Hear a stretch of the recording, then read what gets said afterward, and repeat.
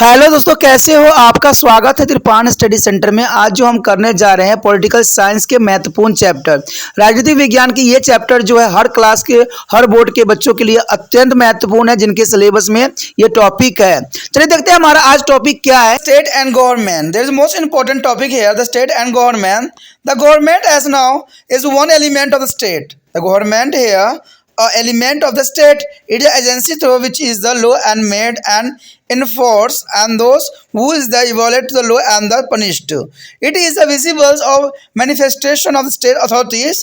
It consists of all the person, institution, and agencies through which the will of the state is expressed and carried out. Thought. The state is a speak through their government. It is a proper to be differentiated between two. The first here, the state has authorities inherent in itself, whereas the government has no inherent and power. The government get its structure, authorities, and power from to the constitutions of the is a state.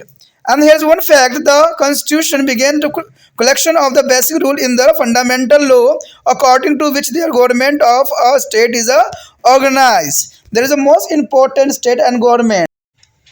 The government is a state as the element. That is the most important for the government element of the state.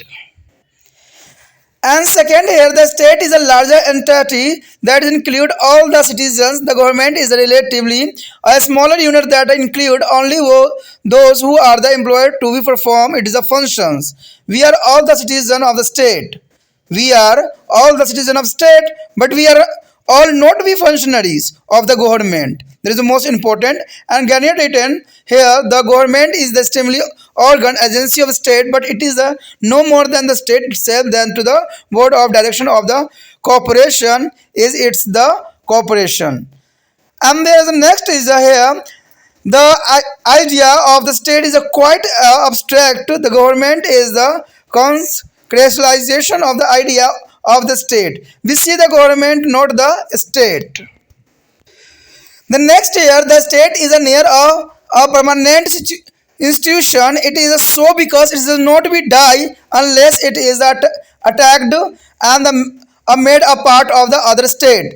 The government is a temporary. It is so because it might be changed.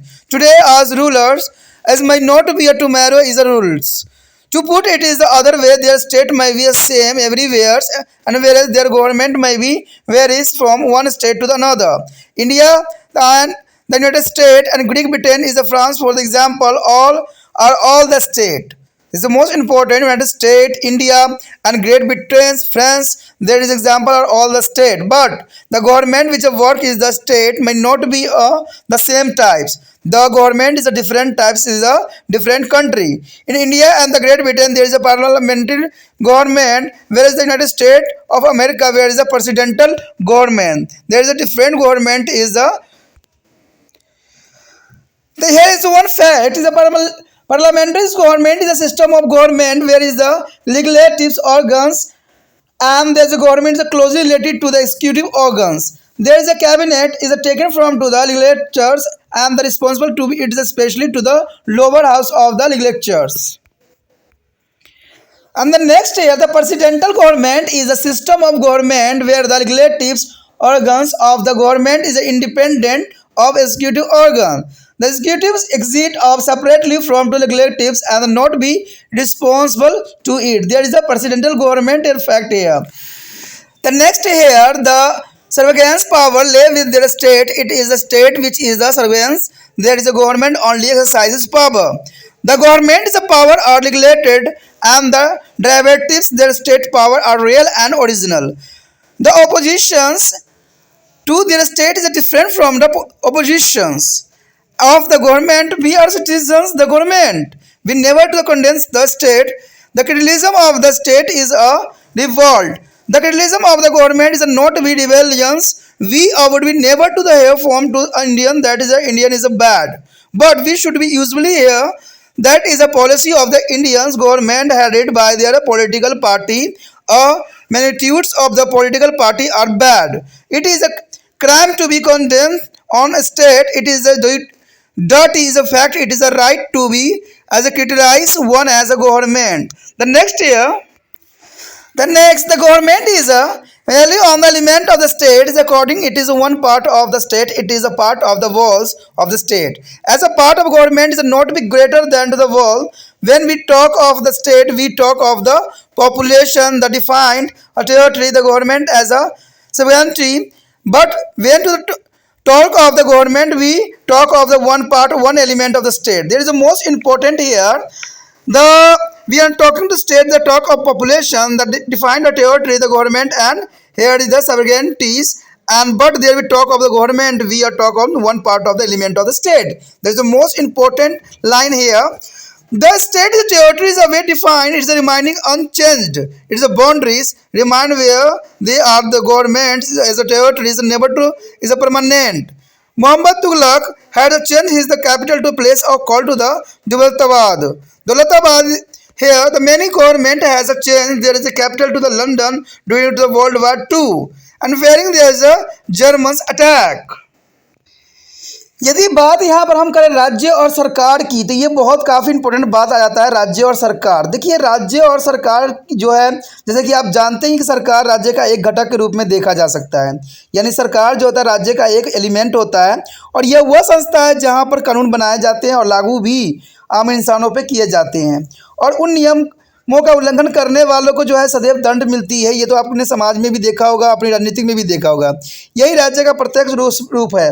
इसमें राज्य के सभी लोग जो संगठित और संस्थाएं शामिल होती हैं जिनके द्वारा राज्य की इच्छा व्यक्त की जाती है और इसकी प्रतिपादन भी होती है। यद्यपि राज्य अपनी सरकार के माध्यम से अपने विचार व्यक्त करता है, फिर भी दोनों में अंतर स्पष्ट करना आवश्यक है। देखिए जब तक आप राज्य और सरकार में अंतर का अगर नहीं समझ पाओगे तब तक ये चैप्टर जो रहेगा अधूरा रहेगा।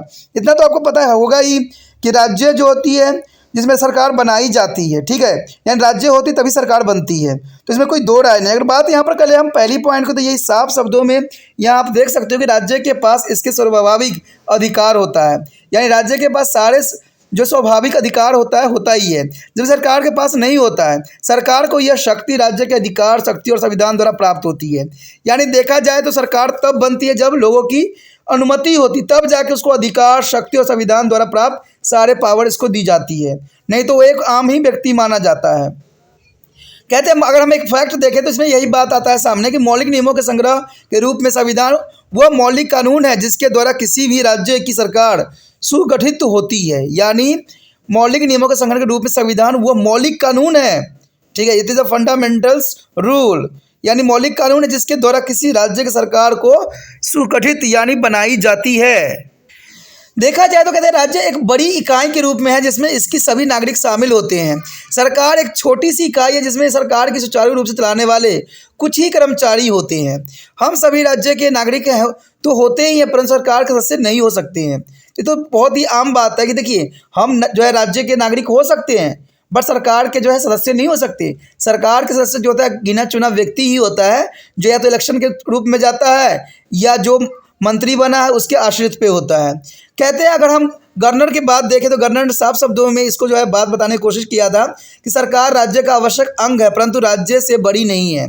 देखिए सरकार जो है राज्य का केवल अंग है बट राज्य से बड़ा नहीं है, क्योंकि कहते हैं सरकार तो बदलती रहती है, सरकार तो आती और जाती रहती है, लेकिन राज्य तो स्थिर रहती है। वैसे जैसे किसी नगर का निर्देशक समूह के स्वयं जो है निगम नहीं होता है, तो ये बात साफ आप समझ सकती हो। अगर बात करें राज्य जो है अमूर्त है, राज्य का कोई मूर्त नहीं है, वो अमूर्त है। सरकार इसका जो है परिकल्पना और जो है मूर्त रूप में, सरकार एक रूप होता है जो सारे रूल रेगुलेशन को बनाता है। हम सरकार को देखते हैं परंतु राज्य को कभी देख नहीं सकते। ये तो जहाँ पर लोग होते हैं वहाँ पर ऑटोमेटिक जो है समाज बनता है, समाज से राज्य बनता है और राज्य जब बन जाती है तो उसमें सरकार भी बनाना पड़ जाता है। अगर बात करें अगले पॉइंट का तो यही साफ शब्दों में आ रहा है हमारे समक्ष, राज्य लगभग एक अस्थायी संस्था है। यानी राज्य जो होता है एक जो है अस्थायी संस्था के रूप में देखा जा सकता है। ऐसा इसलिए है क्योंकि यह तब तक कायम रहता है जब तक कि इस पर आक्रमण करके इसे किसी अन्य राज्य का हिस्सा न बना लिया जाए। तो इसमें कोई दो राय नहीं है, स्थायी रूप में होता है जब तक कोई दूसरा बंदा जो इसको अपने राज्य में सम्मिलित न कर दिया जाए। सरकार अस्थायी होती है क्योंकि वह बदलती रहती है, आती है और जाती रहती है। आज जो शासक है वही कल शासक नहीं भी हो सकता है। अन्य प्रकार से देखने पर राज्य सभी जगह पर जैसा ही हो सकता है, यानी राज्य जो होगा सब जगह एक जैसा ही होता है, परंतु सरकार एक रूप से दूसरे राज्य के बदल भी सकता है। भारत, अमेरिका, ब्रिटेन और फ्रांस राज्य हैं, ये तो आपको भी पता है कि भारत हो, अमेरिका हो, ब्रिटेन हो, फ्रांस हो, वहाँ राज्य है। भारत और ग्रेट ब्रिटेन में जहाँ संसदीय सरकार है, वहीं अमेरिका में अगर आप देखोगे तो अध्यक्षीय सरकार है। यानी देखा जाए तो अगर भारत में देखें हम तो पार्लियामेंट्री गवर्नमेंट पाया जाता है, लेकिन अमेरिका में जो है प्रेसिडेंटली गवर्नमेंट पाया जाता है, यानी वो प्रेसिडेंट वहाँ पर राज्य करता है। तो ये बहुत बड़ी जो है इंपॉर्टेंट बात यहाँ पर आता है, जिसको आपको समझ के जो है नोट डाउन भी करना चाहिए। यहाँ पर एक फैक्ट आया है जिसके बारे में, जैसे कि हमने अभी बात किया है कि जो इंडिया के बारे में, जहाँ पर पार्लियामेंट्री गवर्नमेंट होती है और जो अमेरिका में है वहाँ प्रेसिडेंटली होती है, तो उसी विषय में यहाँ पर कुछ बात बताई गई है। कहते हैं संसदीय सरकार वो सरकार है, संसदीय जो है भारत में पाई जाती है, यानी संसदीय सरकार वो सरकार है जहाँ सरकार जो विधायक अंग इसकी कार्यकारिणी अंग से घनिष्ठ से जुड़े होते हैं। जैसे भारत में सारे कार्यपालिका के जो व्यक्ति होते हैं वो सरकार से जुड़ी हुई होती है, और मंत्रिमंडल इसी विधायक से लिया जाता है, यानी मंत्रिमंडल के जो कैबिनेट मिनिस्टर की जो गठन होती है उन्हीं मंत्रियों में से जो है चुना जाता है, जैसे इंडिया में होता है, जिसके प्रति वह उत्तरदायी होता है। मुख्य संसद निचले सदन के प्रति होता है, यानी संसद के निचले सदन के लिए होता है। लेकिन हम देखिए अगर अमेरिका की बात करें तो वहाँ अध्यक्षीय सरकार होता है, यानी यहाँ पर पार्लियामेंट्री यहाँ पर जो है प्रेसिडेंटल गवर्नमेंट होता है, पार्लियामेंट्री यहाँ पर नहीं होती है। संसदीय सरकार अमेरिका में नहीं होता है, वहाँ पर प्रेसिडेंटली सरकार होता है, यानी जो है राष्ट्रपति ही शासन पूरा करता है। जहाँ सरकार का जो है कार्यकारिणी अंग विधायक अंग से स्वतंत्र होते हैं। कार्यकारिणी का क्योंकि ये इसलिए स्वतंत्र होते हैं क्योंकि ये सीनेट में कन्वर्ट हो जाते हैं, कांग्रेस होते हैं वहाँ पर। अमेरिका की राजनीति अगर आप जानोगे तो वहाँ पर जो है कांग्रेस जो है विधान पालिकाओं को नियंत्रण करता है, ठीक है। विधान पालिका के अंतर्गत जो है आपको विधायिक सदन मिल जाएगा, ठीक है, और उसके बाद सीनेट मिलेगा। तो ये सारे प्रणाली इसी के अंतर्गत होता है, लेकिन इसमें राष्ट्रपति जो है स्वतंत्र होता है सभी फैसले लेने के लिए, ठीक है। तो इसलिए यहाँ पर जो कहते हैं अध्यक्षीय सरकार का जो है गठन किया गया है। कार्यकारिणी का अलग अस्तित्व होता है और यह मंत्रिमंडल के प्रति सही उत्तरदायी नहीं होता है। यानी अगर देखा जाए तो वहाँ पर जो है रिप्रेजेंटेटिव्स जो होते हैं वो सिर्फ नाम मात्र का ही होते हैं, लेकिन भारत में नाम मात्र का नहीं होते हैं। भारत में उनका बहुत ही दबदबा होता है, लेकिन अमेरिका में कुछ भी नहीं होता है। कहते हैं रिप्रेजेंटेटिव में कोई भी सदस्य बन सकता है, और उनकी अमेरिका में जो इनके कार्यकाल होते हैं सिर्फ 2 साल के लिए होते हैं, और बीच में चाहे तो छोड़ भी सकते हैं, ठीक है। तो ये बड़ी एक अजीब सी बात है। कहते हैं भारत में जो निचला सदन होता है काफ़ी स्ट्रॉन्ग होता है, लेकिन वही अमेरिका में हम देखें तो निचला सदन जो होता है बहुत ही कमज़ोर होता है। और भारत में देखें अगर ऊपरी सदन की बात करें तो वो काफ़ी कहते हैं बहुत ही कमज़ोर होता है, लेकिन अगर अमेरिका में देखें तो कहते हैं ऊपरी सदन जो है काफ़ी स्ट्रॉन्ग होता है। तो कहते हैं अमेरिका और भारत का जो है बहुत काफ़ी अलग है, लेकिन इंडिया की देखा जाए तो ये सारे के सारे जो है ब्रिटेन से काफ़ी मिलता जुलता है और सेम ही है बिल्कुल ही देखा जाए तो ये आपको समझ होना चाहिए। कहते हैं संप्रभु शक्ति राज्य के पास होती है, यानी सरकार केवल शक्ति का प्रयोग करती है। राज्य के पास सारी शक्तियाँ होती है और जिसकी सरकार बनती है सारी शक्तियाँ उसके पास चला जाता है, और फिर उन शक्तियों का वो प्रयोग करके लोगों की भलाई के लिए सदैव ही अग्रसर होता है। राज्य की शक्तियाँ वास्तविक और मौलिक होती है, यानी राज्य आपको पता है कि राज्य की शक्ति जो होती है मौलिक होती है और वास्तविक होती है।